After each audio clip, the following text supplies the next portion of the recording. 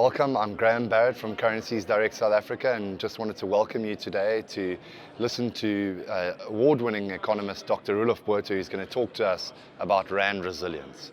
Really topical at the moment. The Rand's been the #1 performing currency to the US dollar for some time now, and he's going to let us know all about it. So thanks for spending your time with us. There will be CPD points available for those that have subscribed and listened to this, so please subscribe to our YouTube channel to get your updates on the latest events and news that's happening in the currency world. And we now move on to Dr. Botha. Hi, I'm Jason from Currencies Direct. When it comes to dealing with international buyers and sellers, questions regarding currency exchange will no doubt pop up. Questions like, how do I get my funds into South Africa? Or, I've sold my property, how do I get my funds out? Is there a limit? What are the costs involved? What paperwork is involved? And really the obvious one, how does the exchange rate affect my pocket? Here at Currencies Direct, we love talking currency, and we love putting your clients at ease when it comes to these questions. We want to help your client move their funds from A to B in the simplest, most cost-effective way. So Currencies Direct, who are we? Well, we've been talking currency since our formation in 1996. And today, we are one of the world's leading foreign exchange companies. We're a UK-based company with offices across the world. So why work with us? Well, firstly, when somebody thinks of foreign exchange, they immediately think of their bank. Here at Currencies Direct, we can save your clients a considerable amount of money over working with the bank, up to 5%. And on top of that, we have no transfer fees, no hidden costs, and absolutely no hidden commissions. Secondly, we are proactive in letting our clients know when it is the best time for them to trade. Unlike the banks, they'll just receive a rate of exchange on that day. We proactively call our clients, letting them know when it's the best time to pull the trigger and get more bang for their buck. So how does this all work? Well, we have banking partners across the world. Namely, in the UK, we have Barclays. In South Africa, we have Mercantile, Bidvest, and Investec Bank. It's through these partnering banks that we can quickly open up accounts for our clients. We can handle all the paperwork involved, gain the necessary approvals, contact the client regarding the rates, and send the funds where they need to be sent. It's as simple as that. As your foreign exchange partners, your business is our business. We want to save your clients money, and we want to provide them a service that is tailor-made to their foreign exchange needs. So whether they're investing in a property on our shores, or whether they're selling a property and needing to take the funds out, perhaps your client is looking to immigrate, or receiving an inheritance, or exporting or importing, let us talk to them about their currency requirements.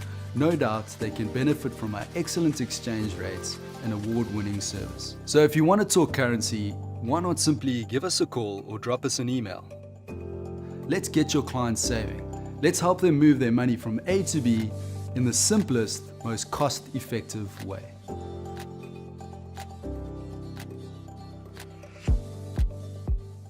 Dr. Botha is an award-winning economist with more than 40 years' experience, including as an economic advisor with the National Treasury, financial editor of the daily newspaper, senior lecturer in economics at various universities, and chief economist at the SA Federated Chamber of Industries. He's published more than 2,000 articles and research reports. More than 1,000 companies and organizations have utilized his experience in analyzing key macroeconomic and socio-political trends in the Southern African region. He's currently the economic advisor to the Optimum Investment Group and authors several columns in the national and regional publications, including our very own Brightside. If you're not subscribed to the Brightside, please chat to us, to one of the ladies at the front, or come and speak to us and we'll get you subscribed. It really is beautiful information to help you be in the know in what's going on at the moment. So without further ado, the last thing I've got to mention as well, a little accolade, is that he has recently predicted the Springboks win the World Cup. So this man knows a hell of a lot. Dr. Botha.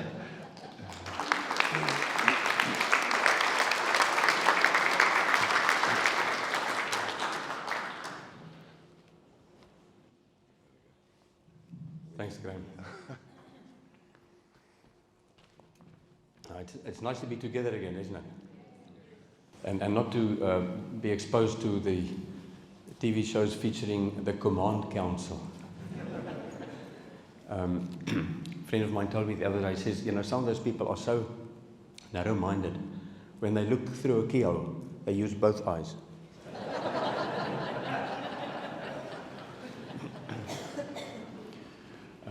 Just reflecting on what's happening in the Ukraine, if you have the time and you want to Google Paul Krugman, Krugman, Paul Krugman is a Nobel laureate for economics.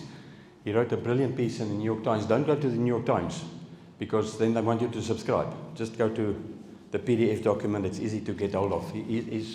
Yesterday wrote a little narrative about the fact that the Russian army is not everything Putin thought it was.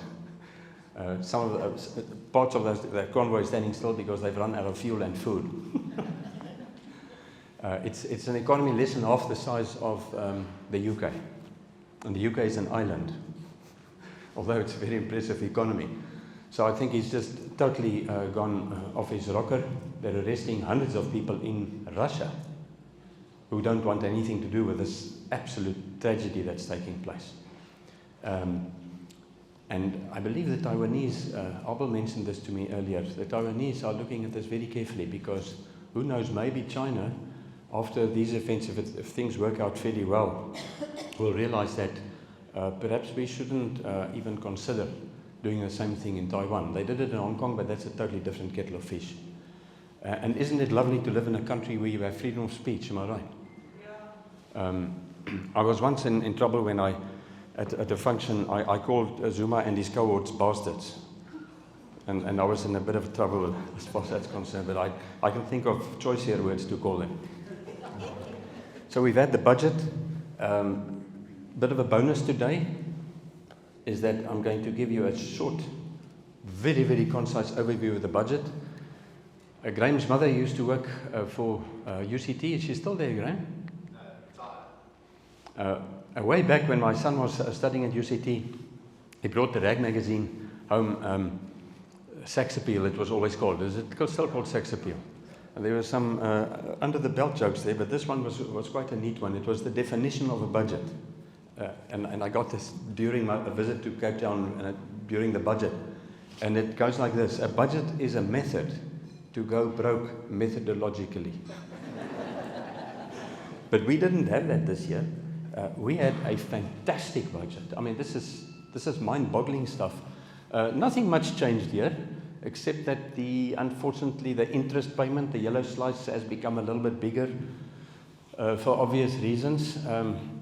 Social protection has become a little bit bigger, but there's been ample money to spend a little bit more on everything. And by the way, this is a fascinating slide, because if you were to compare this slide to the expenditure patterns in most developing economies, with the exception of Brazil and Mexico to some extent, you won't remotely find such a large slice for social protection. As a matter of fact, in 80% of these countries, there is no social protection whatsoever. And the fact is that we've been able to afford that. And apart from stuff like housing and community development, this could actually easily resemble the government expenditure distribution in high-income countries. And before I forget, South Africa is classified as an upper middle income country by the United Nations. And that's the organization responsible for the Human Development Index calculation. Not middle income, not lower middle income, upper middle income country. So, and I think this is important in terms of my central message that I'll get to in a minute, and that is that how can we get out of the mess that we are in certain respects. So this budget saw us being able to stabilize our gross public debt GDP ratios. Just a quick look at Argentina. Argentina is one of our peers in emerging market economies. Now Argentina, what happened to that country is that they had, to draw a parallel, imagine what would happen to South Africa if the Red Group, the Radical Economic Transformation, if you don't know about that yet, right? If they were to join forces with the EFF and they were to win a national election, can you imagine what would happen? to South Africa. Now, this happened to Argentina on several occasions. Then when people get gatvol, that's not profanity, that's the official Afrikaans translation for extremely frustrated. Then the Argentinians get gatvol for the Marxists, because they're just wiping out the economy, and then they vote for a conservative party, and before they have the time to fix things, because it takes time to fix the damage, for instance, that Zuma and his cohorts caused to this economy. Transnet, Eskom, you know what I'm talking about. We're paying the price now for the mismanagement of South Africa's public finance over a decade. And with a little bit of luck, a couple of these people quite a lot of them will go to jail this year. Slowly but surely, the National Prosecuting Agency is being beefed up. And my recommendation, and this was televised, as a matter of fact, a couple of days ago, was that they should increase the staff at the National Prosecuting Agency 5-fold, because that would really create a nice vibe for business confidence. Am I right? If you see people like Brian Molefe, for instance, being locked up, and Ace Magashula going to jail, with a bit of luck. So Argentina, in this process, every time the Marxists came to power, they just, spent money on stuff that is not really conducive to economic activity, and look where they are now. If a developing economy, whose bond yield, the interest that you pay on your government debt, is a multiple of what countries like the US and the UK and France pay, then you are in serious trouble. But in any way, South Africa compares very favorably, am I right? I didn't put Japan on this list because it wreaks havoc with my scale. 250%. Japan's public debt GDP ratio is 250%. So in itself, a debt GDP ratio that's high is not such a big problem. It depends on the interest rate that you're paying. Japan's bond yield is close to zero, so it's not a big concern. And by the way, Venezuela has just have an all-time record, 305%. I'll get back to Venezuela in a second. There you can see the stabilization of our public debt GDP ratio. Yes, it has climbed. I mean, once again, this is part of the Zuma legacy. What did we expect? Fortunately, Ramaphosa understands this, and he's slowly but surely starting to turn this around. I think I'm going to put all of them up here. So, I mean, if you had... Just imagine Zuma was still in charge, right? And Malusi Gigaba was Minister of Finance. When he was Minister of Home Affairs, there was a delegation from overseas there to look at the systems at Home Affairs, and very impressive building there in Pretoria, 17 stories or something like that. And lots of people running around, up and down the lifts. And he was asked, how many people work here? And he thought for a while, he said about half of them. But I think he was exaggerating. But can you imagine that I would have been able to present this to you, prior to Ramaphosa taking over? A lowering of the company tax rate, that goes right against the grain of the old-fashioned ANC,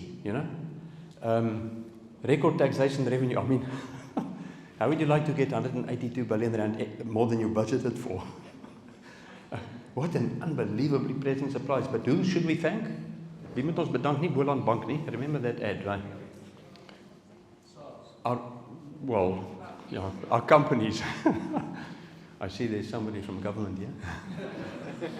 Yes, SARS, under Edward Kieswetter, I know him quite well. And he's certainly an improvement on Moyani.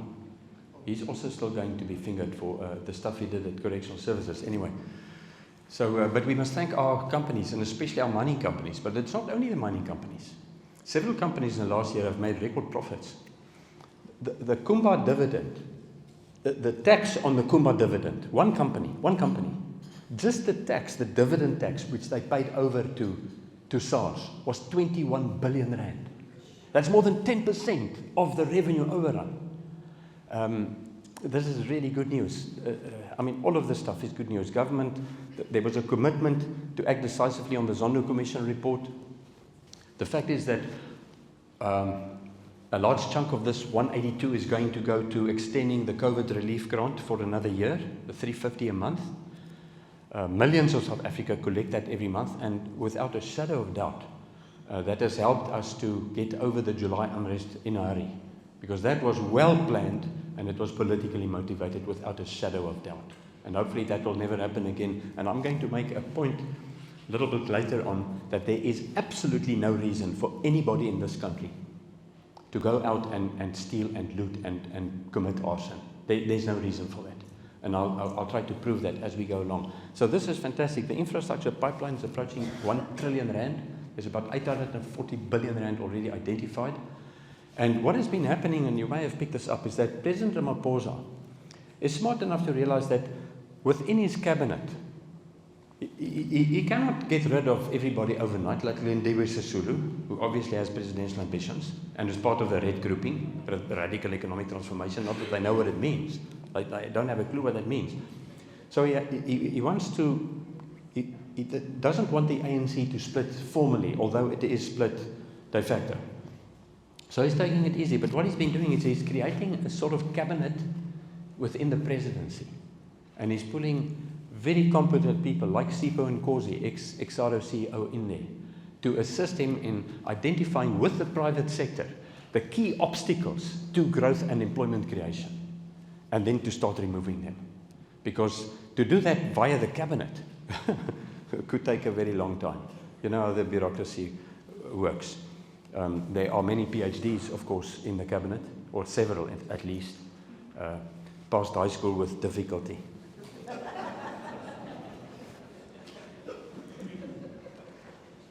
As we go along, the news becomes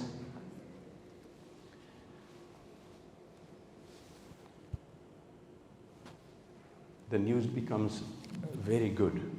And I just want to demonstrate my objectivity. I'm aware, like all of us, of these problems, right? You could add to this list if you want to. But we know about this. By the way, most developing countries have vaguely similar problems.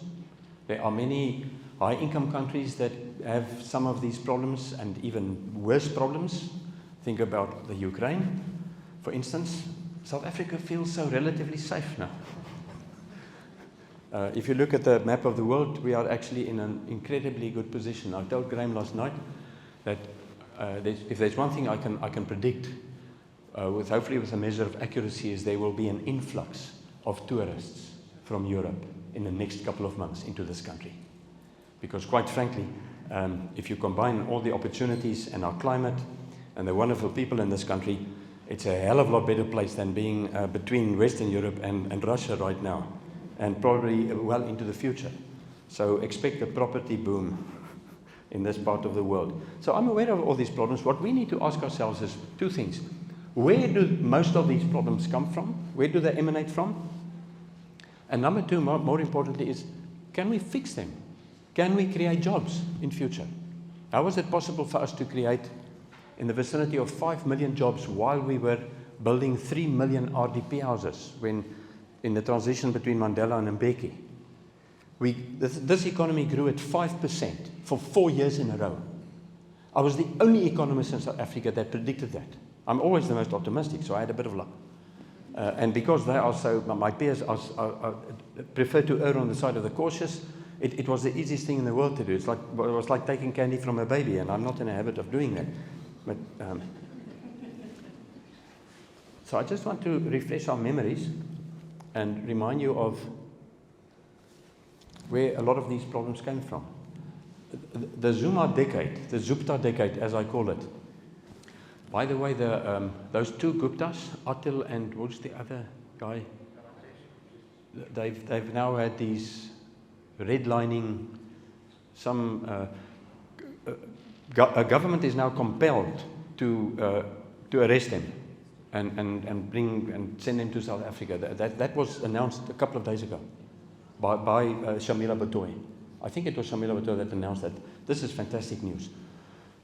Because hopefully they will sing like parrots, you know, and maybe give us a little bit more detail about who stole what, when, etc. But I just want to, let's do some maths. Not maths, actually, just add three things. The third bullet, Petro SA. I mean, how do you lose 14.5 billion rand in 1 year?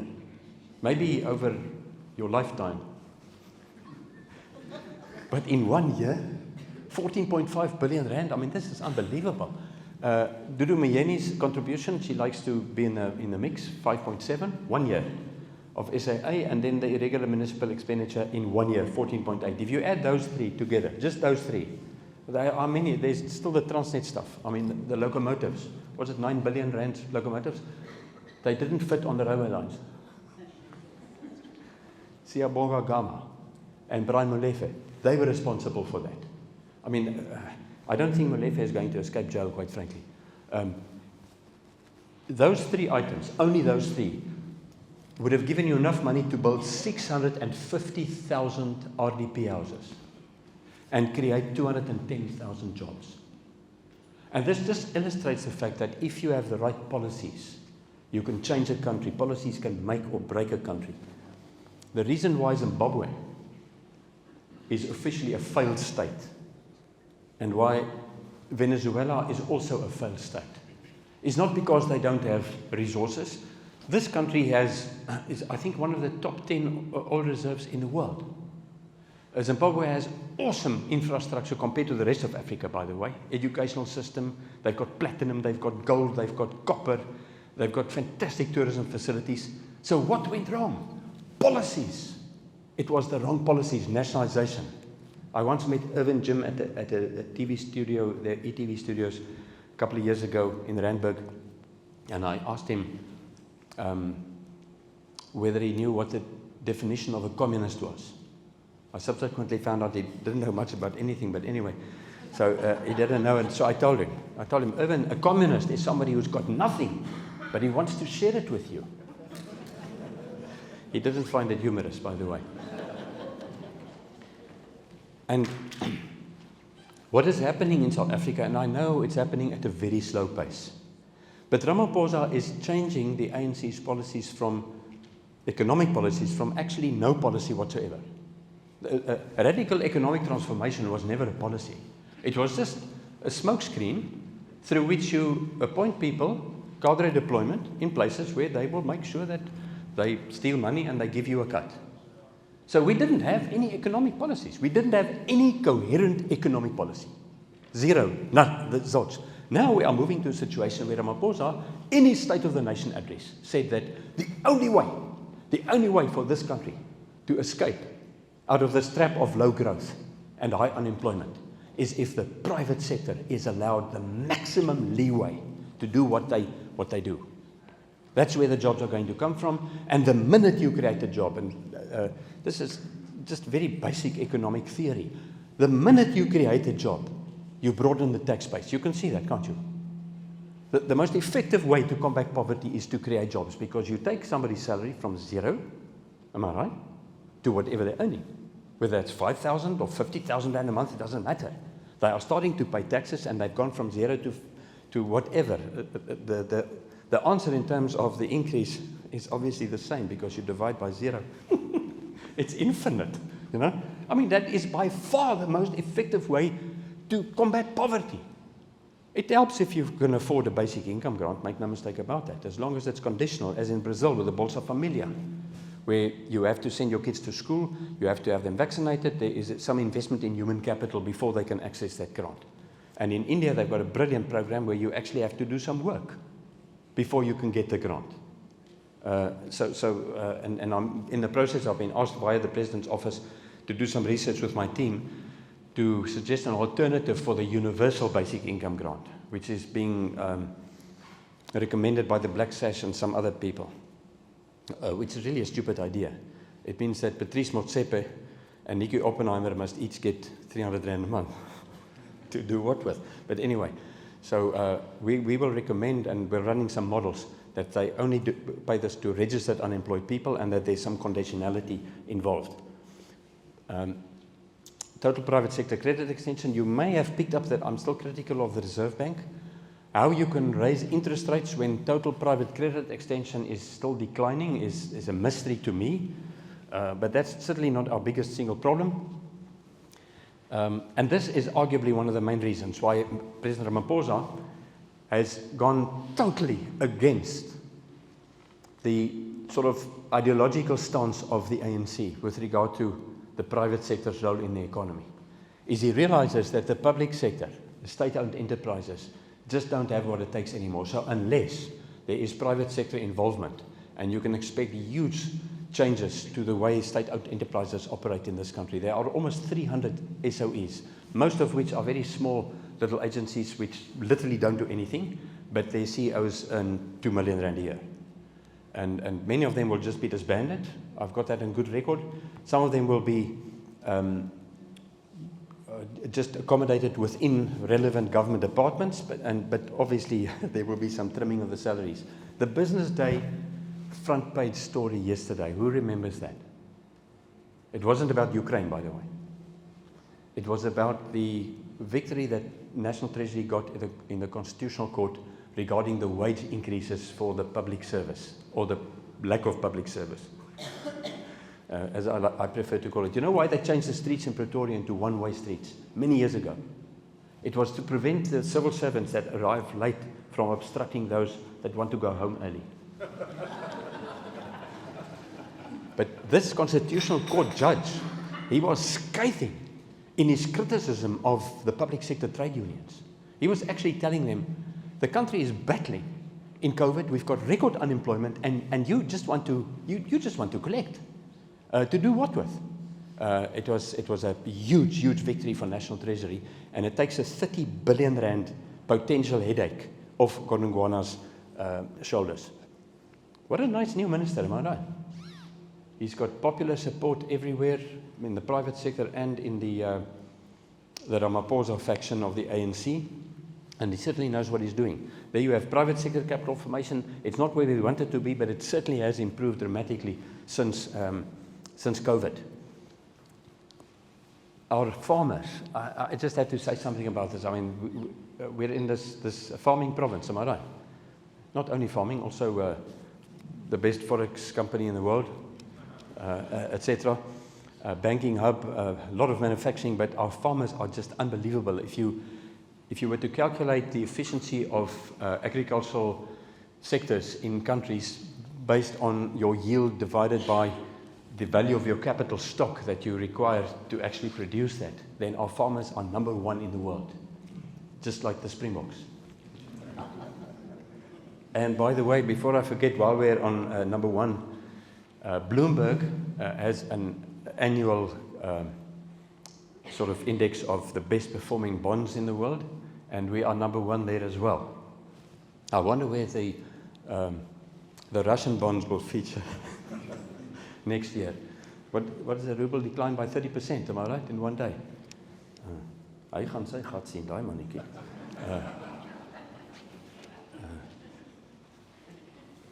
Mr. Zuma was on record for saying that this country's problem started when Jan van Riebeeck got off the ship. And I disagree with him, obviously. If you go back to the two countries that were intimately involved in establishing a business culture in South Africa, the Netherlands and England, they are the two countries where we get most of our tourists from, and they're the countries that buy most of our food, just as a matter of interest. If the agricultural community are optimistic about the future, the AgBiz IDC Index of Confidence in Agriculture in the second quarter of last year hit an all-time record high. It took a bit of a dip in the third quarter. I think all of you remember what happened in the third quarter, July. Everything took a dip in July, and it bounced right back to its second highest level ever. So this is great news. You can also see it in the new tractor sales, up 6% year on year. And now for the really, really good news. And you can, if you happen to get marginally bored, you can count the V's. Because there's V's all over the show. As in a V-shaped recovery from a dramatic, swift, sudden decline because of COVID.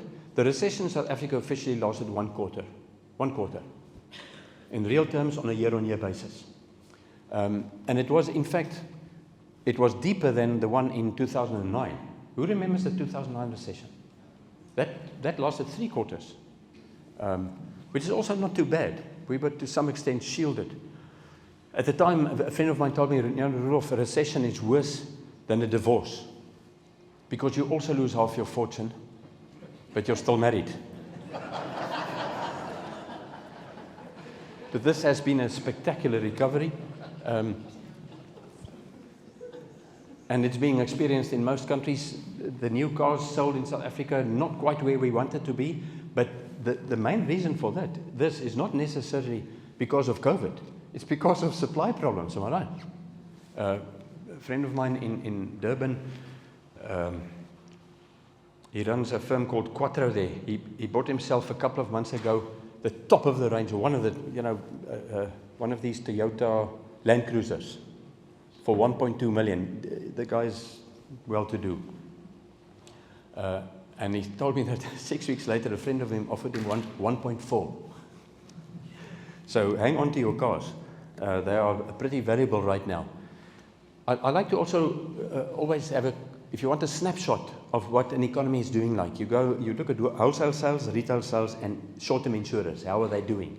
Because people don't insure milk and bread, am I right? Maybe a very good bottle of red wine. But mostly it's assets, and a lot of that is productive assets. So in the previous recession, financial crisis, look what happened to their unappropriated profits to total asset ratio. Look what happened in 2020, new record high. So our insurers are still doing quite well. And in fact, there are many discrepancies between Stats SA's GDP data and the key sources, sector-specific based, of data that needs to feed into the GDP data. For instance, wholesale sales, I mean, if you just think about this pipeline, you have a manufacturer, and then you have a wholesaler, right? So the value added by the wholesaler, you have to subtract, of course, the stuff he buys from the manufacturer, and then they sell on to the retailer. And once again, you have to subtract, the retailer has to subtract that, and then they add their value. But if you take total retail sales in this equation, it should be higher than wholesale, am I right? But it isn't. It's much smaller. So I'm afraid, that Stats SA is probably not in a position to have a clue about the retail activity in many informal settlements in South Africa. And if you go to the northern provinces, Northwest, Limpopo, KwaZulu-Natal, also even in the Free State, but especially Limpopo and Northwest and KZN, you will find retail outlets that have multi-million rand turnovers. And I can guarantee you they do not complete Stats SA surveys in any event. So the value of hardware sales at current prices has picked up very, very nicely. I've got a better slide on that as we go along. Construction material wholesale. Also, can you spot the V's? This is just an interesting one. So if you look at the data on the value of buildings completed, they also have a section for how much of that is alterations and additions to buildings, not from scratch, residential buildings. So that part was always about 12%, 11, 12% of the total. Look where it is now, 30%. And the reason for that? Zoom rooms. People realize that the home is not only a home anymore. We're doing a lot of work from the home, and it's not always conducive to Zooming and Teams and that kind of stuff, because there are spouses and children and grandchildren, in my case, chickens, dogs, cats. And you need to have a little bit of privacy, so you need to change the house a little bit. And that is happening. It's quite an interesting phenomenon. And I think that will continue for quite a while. Speaking of the budget, of course, reminds me of a lovely story about this gentleman. He took his little boy with him to this bistro there in Rosebank in Joburg every Saturday morning when he could make it. He met his buddies there, and they had a raffle about some sports event. And look who won last week, whether it's rugby or soccer or cricket. And then somebody won and had to pay for the breakfast. And his boy enjoyed this trip because he had a little trick. He tossed a 1 rand coin into the air and he caught it neatly between his teeth. And he was quite popular there. This morning something goes wrong, and the coin goes down his throat, and he starts suffocating, and they do everything wrong, Nobody's qualified. They dop him sy rug, and panic ensues. And suddenly a gentleman approaches from the bistro, neatly dressed, almost like me. And he grabs the boy by the nuts and he squeezes real hard. Boom, out comes the coin. And the father is crying tears of joy. He embraces this guy. He says, "You saved my son's life. What are you, a paramedic?" He says, "No, I work for SARS."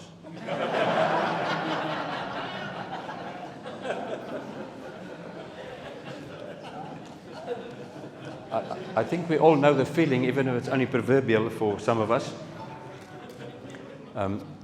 So I said earlier, you want a shortcut to see what's happening in a country's economy? Look at wholesale sales, look at retail sales. And by the way, wholesale sales in South Africa, 43% of GDP. Total wholesale sales, as a percentage of GDP, 43%. That's not the value added, of course, that's the total sales. So the value added is obviously much smaller than that. Here you have retail sales running at 135 billion rand in 1 month. 135 billion rand. That's not bad going. And obviously, you can see what's happened here. That spike is December, right? And we understand why, don't we? It's bonus month, it's holidays, it's presents, it's stuff like that. But we have, since Black Friday came around, we've got an initial spike in November. And you can clearly see that. And what's interesting here is that in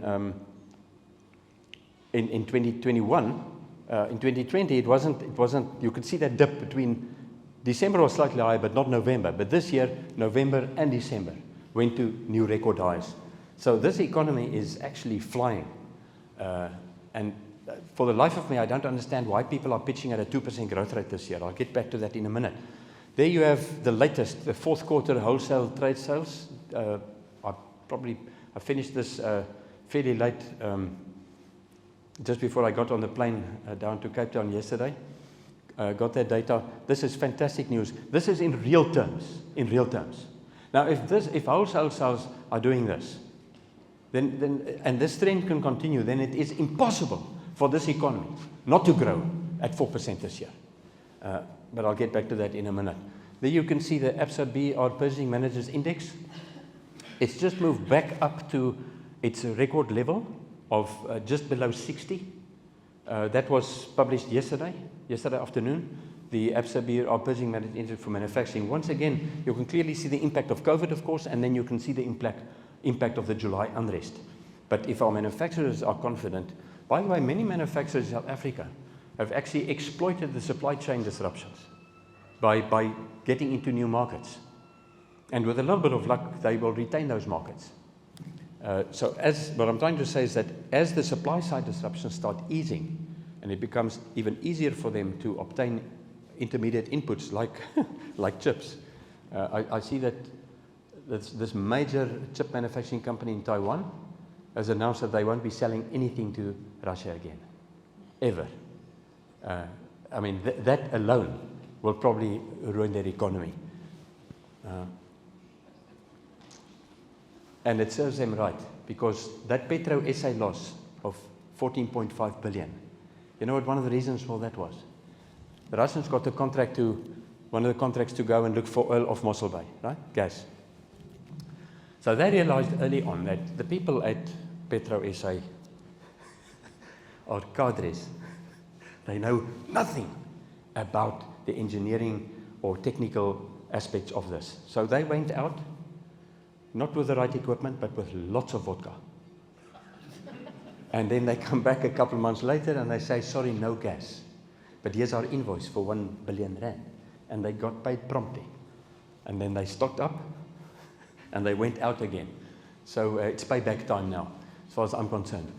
If Graham had told me that things went horribly wrong with the timing, I only have 5 minutes, 3 slides. This would have been one of them, and the following one.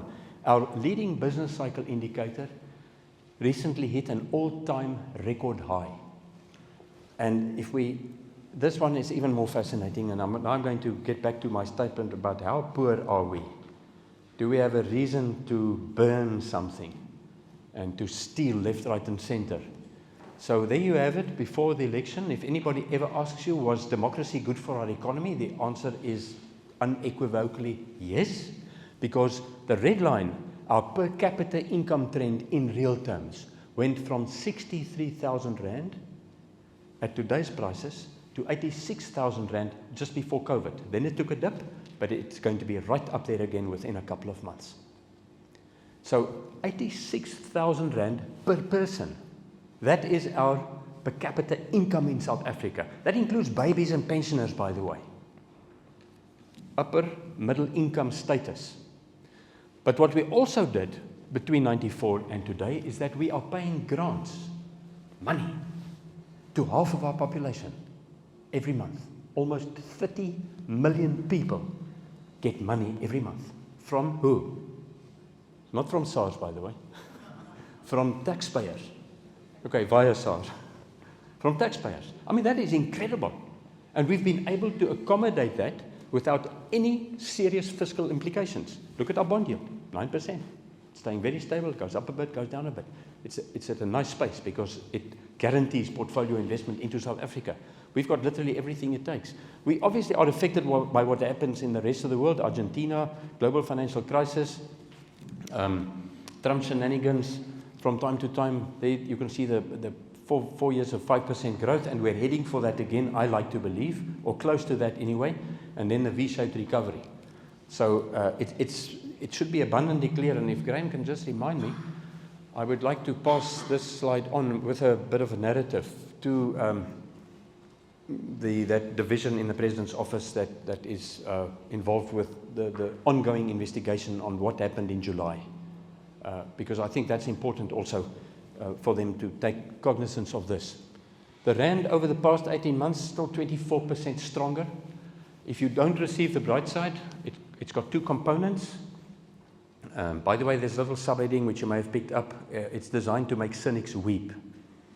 But the second component is the currency compass, where I calculate every month, at the end of the month, the level of undervaluation or overvaluation of the Rand. It has been overvalued several times in real terms. And also, I calculate what the Rand should be trading at against the US dollar. I think, Graham, at the last one, end of January, it was about 13.50, and the Rand is at roughly 15.30 in that vicinity, so it's not too bad. If you ever see the occasional Big Mac index, right, go to the comic strips, because that makes a lot more sense. It's absolute nonsense. I mean, how can you take the price of food that is not very nutritional and use that as a basis for comparing the value of a currency? You need to take everything. You need to take the whole consumer price index basket into consideration. Take accommodation. I mean, what's the biggest expenditure item for most people, most young professionals? Is the bond on your house, am I right? Or your rent? I've got a friend in San Francisco. He's got a bachelor flat, which is smaller than my bathroom in Pretoria. And he pays 45,000 Rand a month to stay there. Just as a matter of interest. So the Big Mac index doesn't accommodate that kind of stuff. So it's absolute rubbish as far as I'm concerned. The Rand is the #1 currency in the world since April 2020 against the US dollar. And Ramaphosa's policies have got something to do with that. But of course our exports and the platinum price and the iron ore price has got something to do with that. If you see me smiling a little bit later when we're having some nice food, for no apparent reason, I'm thinking of my Kumba dividend. It was declared a week ago, but it's only paying it in March, so I have to wait a while. The change in oil and metal prices between Q1 2019 and January 2022, so I'm going back to before COVID. I mean, just look at this. We export a lot of this stuff, and this is one of the reasons why we had the most market-friendly budget ever since 1994 in this country. If your total exports are 1 trillion Rand and they increase by 630 billion, then you're doing well, am I right? And once again, this slide explains to a large extent where the 182 billion extra came from. So now the debate is, and if you read the budget speech, and if you read several other economists' sort of forecasts for the economy this year, you will see this caveat. They say, yes, but perhaps the commodity cycle will turn against us. And now they're all pitching at somewhere around 2%. Why would the commodity, the upward phase of the super cycle for commodities, why would that change if 1.5 billion people, this is just a selection of them, This tallies half of that, about 750 billion in these countries, and then India and China on their own together, another 750 million people. So 1.5 billion people. Let's put this in perspective. China's population and India's population are more or less the same now, 1.4 billion in that vicinity. This is more than China's population. 1.5 billion people are expected to move into what is called the middle income group globally. And that is defined very broadly as countries where, or people that spend between $10 and $1,000 a day. Now that's incredibly broad, but it depends which country you're in. If you're in Middle Africa, then that will, $20 a day will take you into the middle class. But if you are in some of the Southeast Asian countries, you would be closer to, a couple of $100 a day. Point is just that these are people that are starting to buy cars, fridges, microwaves, and they're starting to build houses.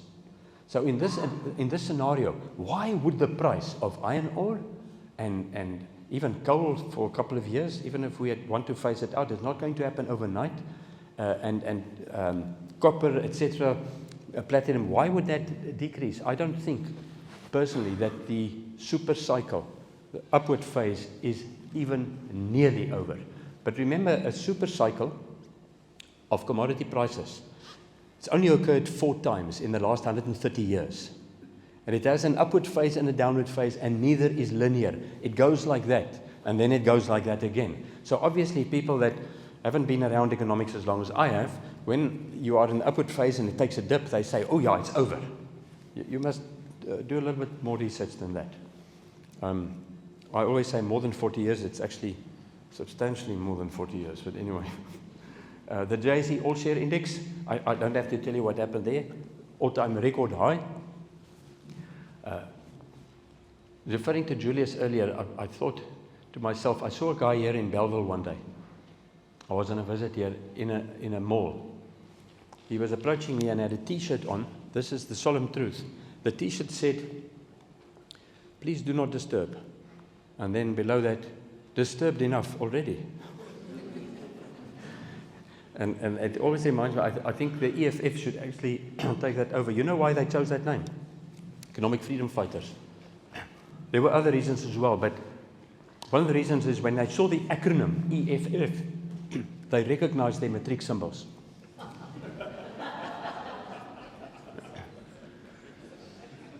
I'm not finished with South Africa's number ones.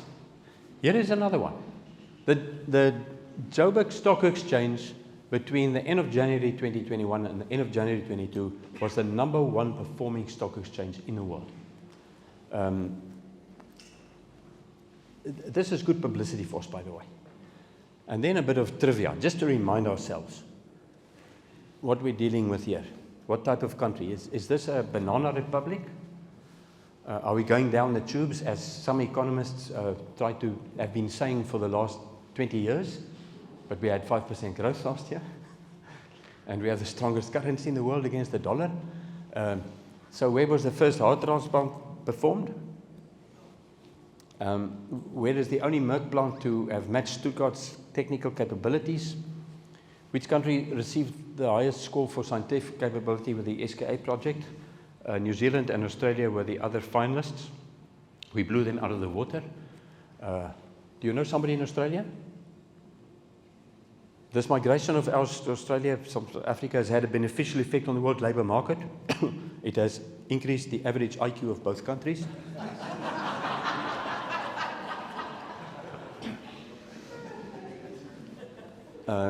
What was the nationality of the engineer that designed the world's most effective method of breakwater protection? You can see it at the Radisson Hotel. You know, die Dolosse. That was meneer Creer. Where is the world's largest wine cellar? I'll give you a clue. Polly, ons gaan Parel toe. Which country has the most official languages in the world? Which country's rugby team has the best World Cup record?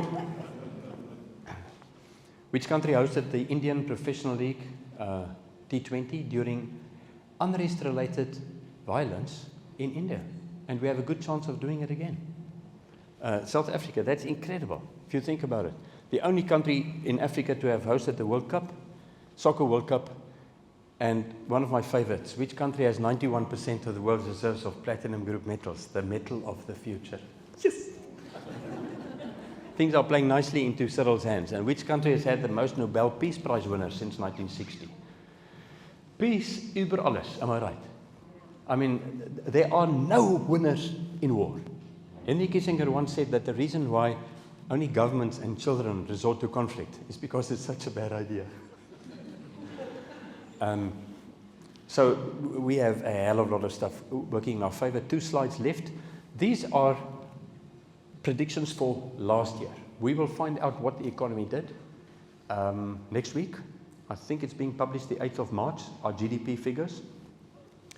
And sort of the consensus is around between 4.5 and 5.5. Mine is up in the red, optimum group. I'm always the most optimistic. Hopefully I'll win it this year. But what about 2020's growth? Okay, so this is one pointer that I like to look at. If you look at our gross national income, which includes proceeds, the value added by South Africans and South African companies overseas, minus the income derived from overseas firms and individuals in South Africa. And you calculate the 4-quarter average, which automatically removes any seasonal impact. If you have a 4-quarter average, you've covered all 4 quarters. So there are more ice cream sales in summer than in winter, am I right? So you eliminate the seasonal effect, and that in the 3rd quarter was running at almost 7% year on year. There is so much momentum in this economy. There are sectors, as you know very well, like tourism, that have not remotely fully recovered. Although we had 51,000 international visitors in December, which was better than the previous year when we had 5,000.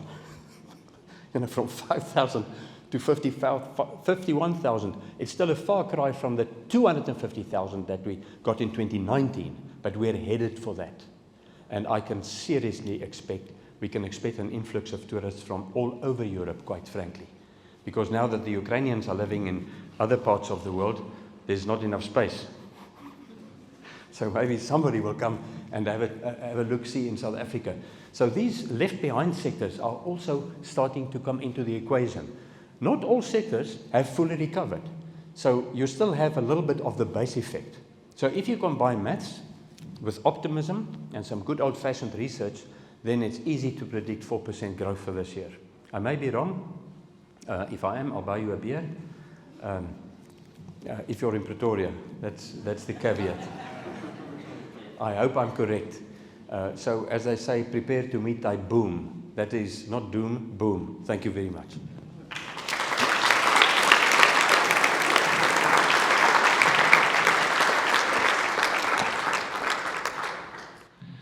Magic. Thanks, Doc.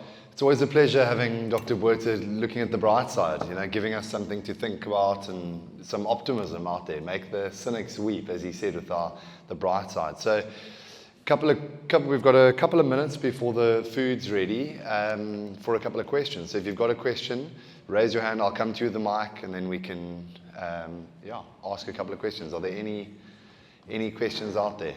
Hang on. There we are. Sorry. We'd like to add to those winners. The biggest real estate company in the entire world has just voted South Africa as the winner for the year. Great. Thank you. Lots of positives out there, yeah. I mean, we've even seen through our consultants a huge influx of leads coming from foreign buyers with French and Germans particularly. So hopefully things are looking up, which is great. Are there any questions regarding or to Dr. Botha around his speech?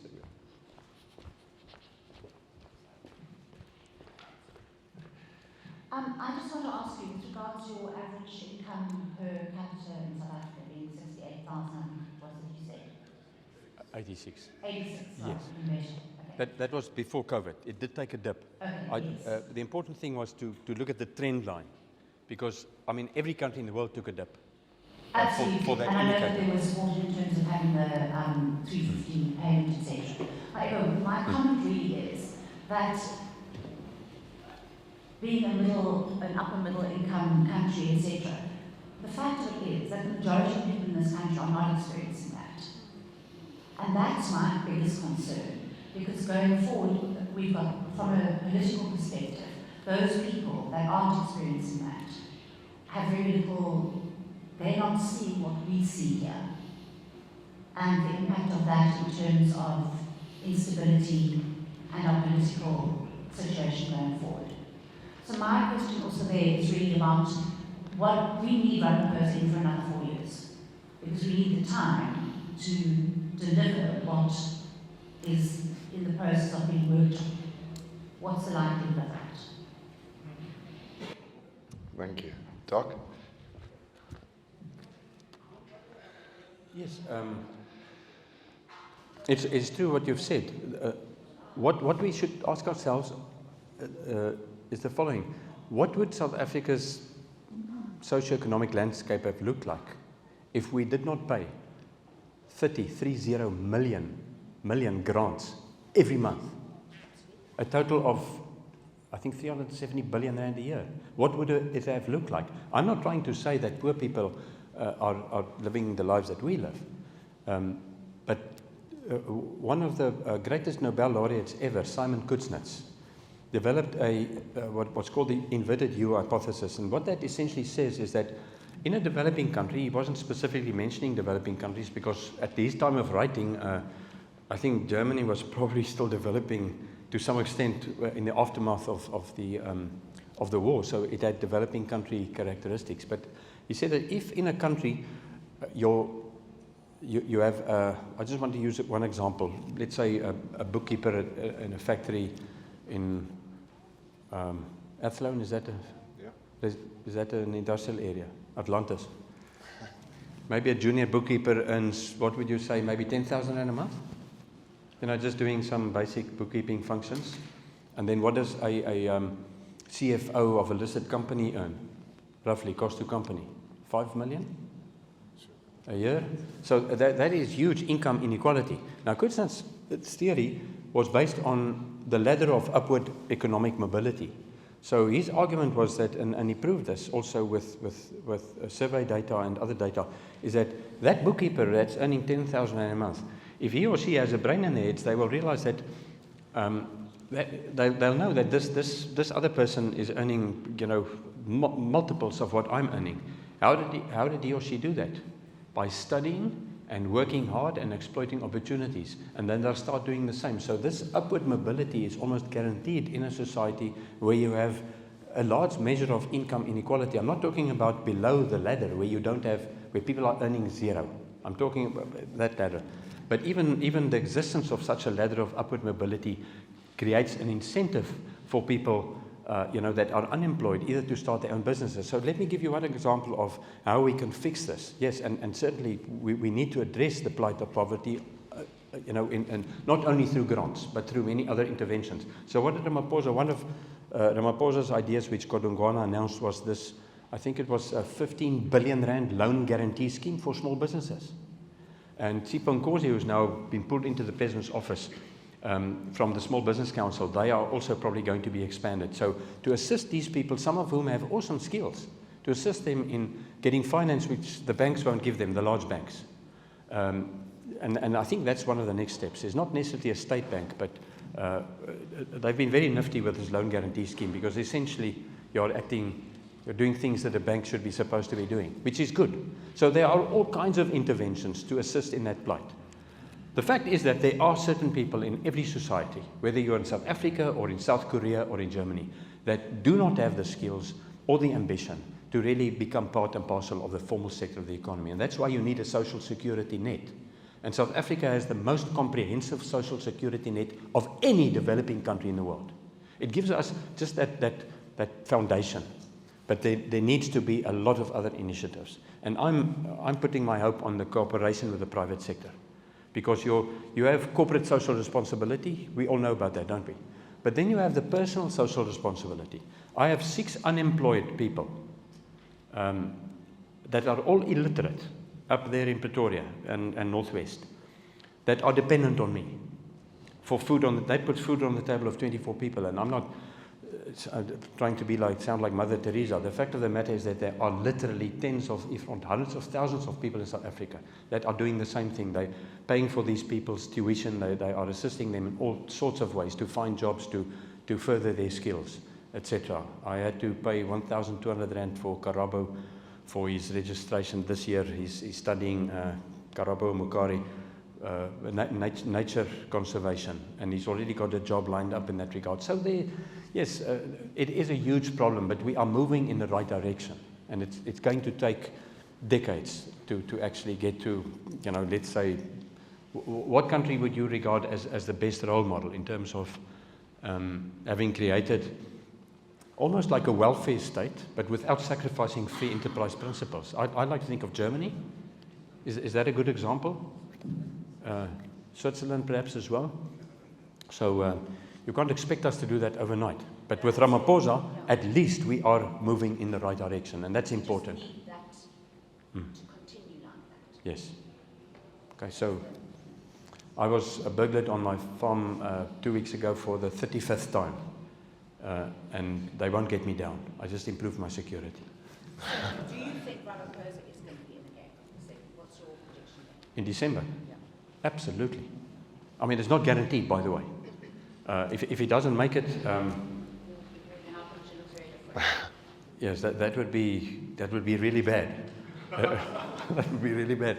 But the man has enough money and enough support. I like to believe that he can organize the branches in those areas where he has a lot of support, which excludes obviously parts of Limpopo and, well, not too much in Limpopo, but KwaZulu-Natal certainly. But I'm convinced that he will make it. His support, and I'm glad you mentioned this now, when Ramaphosa was elected, December 2017, who remembers that?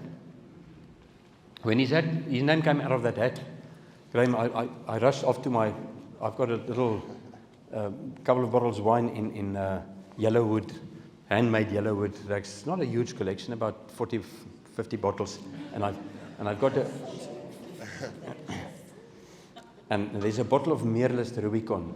I think it's a 94, and I took it out, and then before I opened it, Ace Makashulo's name came up, and I put it right back. And I told myself, when he goes to jail, I'll open that bottle of red wine. But the point I want to make is today, Ramaphosa in December 2017 had 53% of the support of the ANC's National Executive Committee, which is effectively like another cabinet. Today, that support is 75%. That is very, very important. And that's why it's important for Shamila Botha to get off her backside and to start arresting people. She's got all the information. She's got all the evidence from Zondo, and now they must start. The more of these people they arrest, the better. Every time somebody gets arrested, Cyril Ramaphosa's chances of re-election gets better and better. I hope I'm correct. Magic. We've got a couple of beers on the line here, so looking forward to going to Pretoria. Yeah, guys, I think that's going to close it off for us. Just want to say thanks very much again to Doc Botha for making the trip and doing all the intense research. So as you said, the slides are updated literally last night, giving us the latest information. So thank you very much. We really appreciate it. Thanks, Doc. Thanks very much for watching. We really enjoyed it. Really insightful talk from Dr. Botha. Again, please don't forget to subscribe to our channel. Give us a shout. Call us on 021-418-0105, our offices, or send us a mail at info.sa@currenciesdirect.com, and we'll be able to assist you. Thanks again, and all the best.